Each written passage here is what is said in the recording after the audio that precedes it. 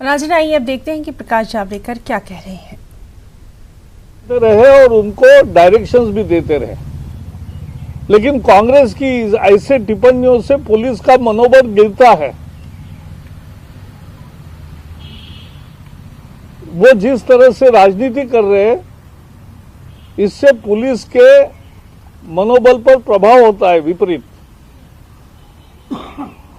और इसलिए हम अभी भी अपील करेंगे कि इस पर राजनीति ना करें।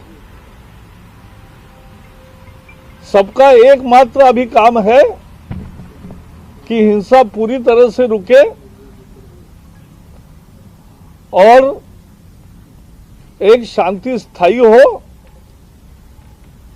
चर्चा के लिए तो संसद का सत्र है, तब चर्चा कर सकते हैं। और जिनके हाथ सिखों के नरसंहार से रंगे हो, वो अब यहां हिंसा को रोकने में असफलता या सफलता की बात कर रहे हैं। उस समय तो हिंसा का समर्थन किया था कांग्रेस के प्रधानमंत्री ने कि जब बड़ा पेड़ गिरता है धरती हिलती है। विज्ञान ऐसा नहीं कहता, विज्ञान कहता है कि जब धरती हिलती है तो पेड़ गिरते हैं। लेकिन जो भी उल्टा साइंस उन्होंने बताया वो तो नरसंहार का समर्थन था। और ऐसे पार्टी आज एकदम अचानक सरकार को जवाब पूछने के लिए आती है तो आश्चर्य होता है। हम उस स्तर पे जाना नहीं चाहते कि कौन कहाँ है, क्योंकि लोग कहेंगे बाबा कहाँ है, पूछेंगे। हमारा विश्वास है कि पुलिस की जांच होगी, सच्चाई सामने आएगी। किसने पत्थर भर के तैयारी की, किसकी ने गोली चलाई, किन्होंने पुलिस को मारा, किन्होंने वाहन को आग के हवाले कर दिया और किसने पिछले 2 महीने से उकसाया। ये सब सच्चाई बाहर आएगी जांच से, और सच को आज नहीं होती है। और इसलिए हम ऐसी ओछी राजनीति कि जो राजनीति जब सबने इकट्ठा आकर एक स्वर में बोलना चाहिए, तब एक दूसरे पर दोषारोप करने की ये काम कांग्रेस ने जो किया है उसकी हम भर्त्सना करते हैं।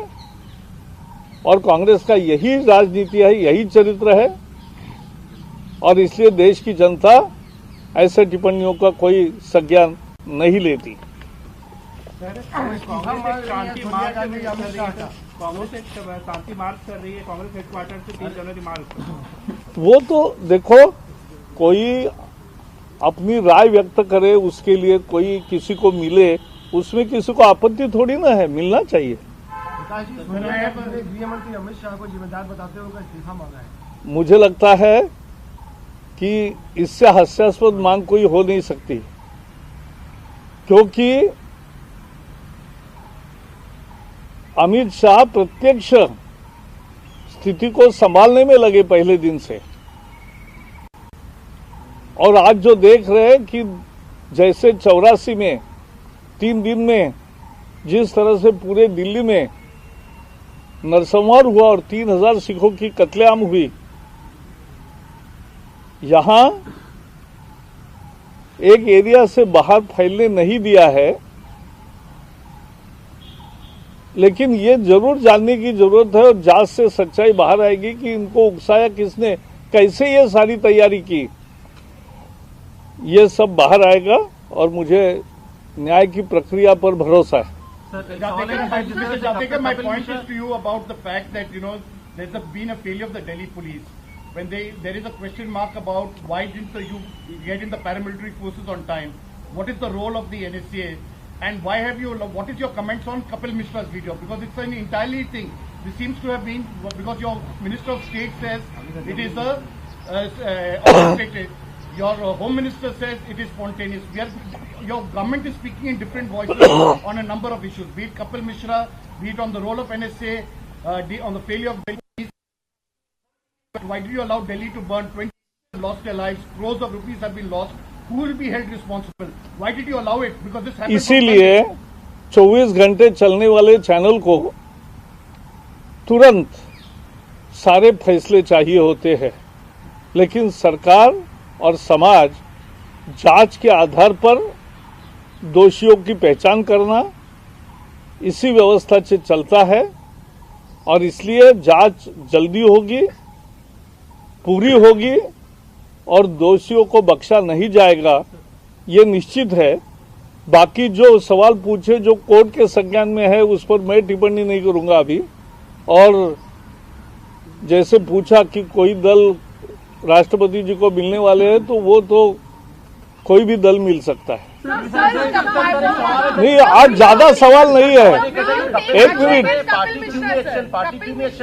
मिनट, अरे वो जो मैटर अभी कोर्ट में है उस पर मैं अभी चल रही है सुनवाई, होने दो, फिर हम बाद में बताएंगे। चलिए, चलो। Police Commissioner has been asked to take note of it because Delhi police said they had not seen the video, while millions of people across this country have seen it. 1 minute. What did you have to say about that? I was giving you the bite which I have given. सबको बहुत बहुत धन्यवाद।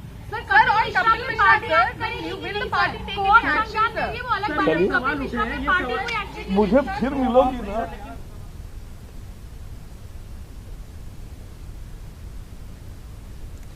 तो नाज़रीन, सोनिया गांधी की press conference के बाद जिसमें उन्होंने बीजेपी पर इल्ज़ाम लगाए थे, उसके बाद बीजेपी की जानिब से प्रकाश जावड़ेकर ने